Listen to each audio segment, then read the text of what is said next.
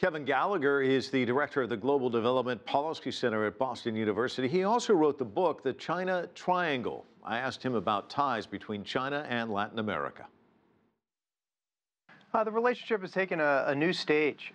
From about 2003 to 2013, China was really looking at Latin America for their commodities, their oil, their bauxite, their copper, to feed all those computers with copper wires that they were selling back to Americans and folks all over Europe and so forth. That's shifted a little bit. The Chinese economy is changing, and China is now looking to invest, to export some of its innovation and prowess at home abroad. One of the big things that we'll be discussing at the forum will be massive infrastructure projects that China wants to put billions of dollars into the region. Latin America faces a $260 billion annual infrastructure gap, and the traditional Western-backed financial institutions like the World Bank and the Inter-American Development Bank, they're just not poised. They don't fund infrastructure. So when the Chinese come in with serious amounts of money and contractors and so forth, the region should really step up with integrated plan to be able to maximize this offer. How does the United States factor into all of this? Because it's been a little bit more than a year since Donald Trump was elected, and we don't really have a clear focus as to how he sees the region in terms of importance.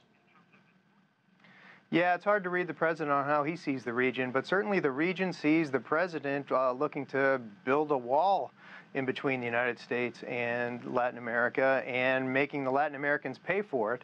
And here we have the Chinese coming to Latin America and offering to build bridges and roads that they pay for.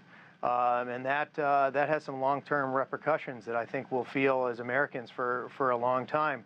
But if I'm a Latin American, it's music to my ear. I can play the two countries off of each other, and I can get some really good financing for, as you noted before, a serious infrastructure gap. Is there reason for concern for some here in Washington that perhaps the relationship between China and Latin America might have an impact in terms of an imbalance with the U.S. and Latin America?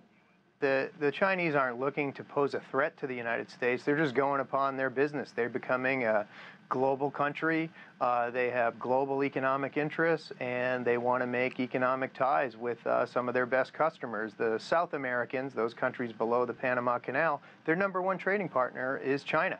So it's really important to meet with your best customers. So it's important on that end. The Chinese are not trying to threaten the U.S., although as an American, I do worry that we have taken the region for granted for a long time, and now we have this somewhat of a bullying attitude towards the region. And when someone else shows up and spends weeks in your countries signing big financial deals and so forth, as I said, you have to worry about the long-term repercussions. The Chinese are inviting the Americans to be part of all this stuff. The Chinese created a big infrastructure bank called the Asian Infrastructure Investment Bank and invited the U.S. to be part of it. We said no. We get asked to co-finance some of these projects, but the current administration appears to think that it's a zero-sum game, that anything that the Chinese do is against the United States, and that's not true. The region has such a big infrastructure gap. We should be working with the Chinese to help lay some of this groundwork in partnership with the countries in the region. Kevin Gallagher with analysis speaking to me earlier from Boston University.